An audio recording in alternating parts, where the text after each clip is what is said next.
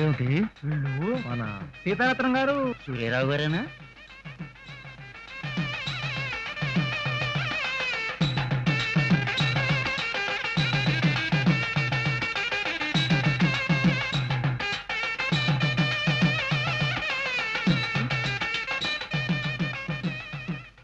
ఎవరు?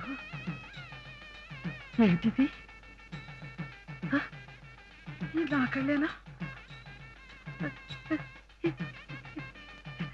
ఇదంతా నిజమే. ఒరే అబ్బాయి, ఎక్కడ్రా? సత్యమ్మా, మంగ, ఏం చేస్తున్నారే? తొందరగా రండి. ఎవరు వస్తున్నారో చూడండి. రండి రండి. నా కూతురు నా అల్లుడు పట్టు బట్టలు కట్టుకుని పార్వతీ పరమేశ్వరం లాగా పక్కన నడిచొస్తున్నారు. రండిరా రండి. ఏంటి అరుస్తున్నావో?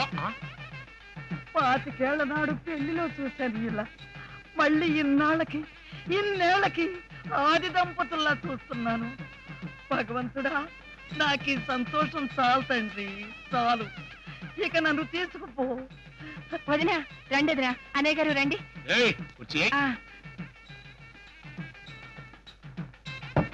రండి.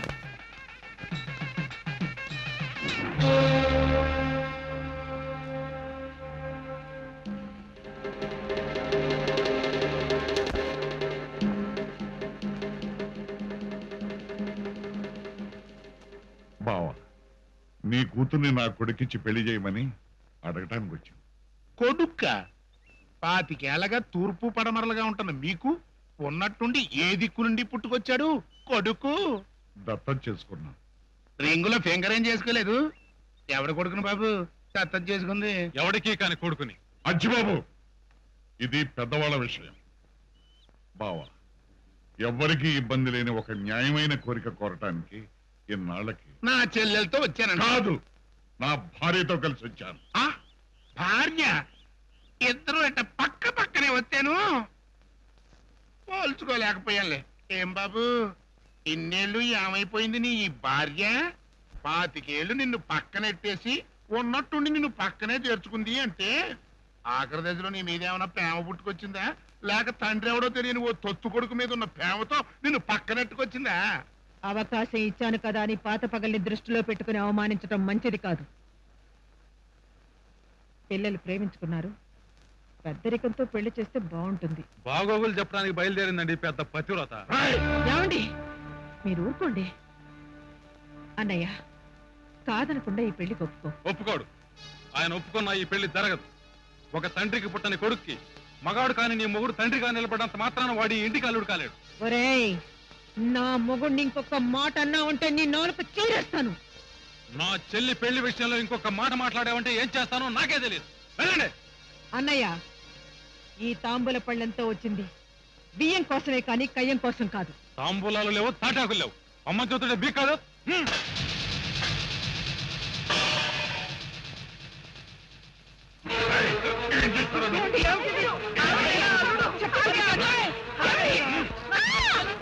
మా ఇంటికి వచ్చి మా కొడుకు మీద చేసుకుంటావా? పసుపు కుంకాలతో గుమ్మంలోకి వచ్చిన ఆడపడుచును ఊసులు పెట్టకండి, అల్లుండి అవమానించకండి. ఈ ఇంటికి అరిస్తాను రా. ఎందుకు వచ్చావమ్మా? నేను నీకేమవుతానని వచ్చావు?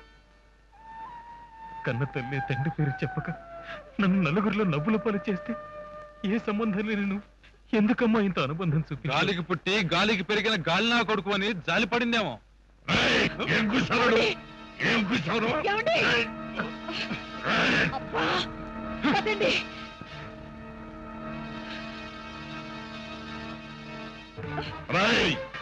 ఇంతవరకు వచ్చిన కనుక చెప్తున్నాను, నా కొడుకే నీ కూతురు మెళ్ళలో తాళి కడతాడు.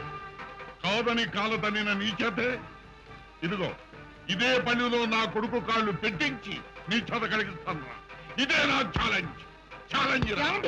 పదండి.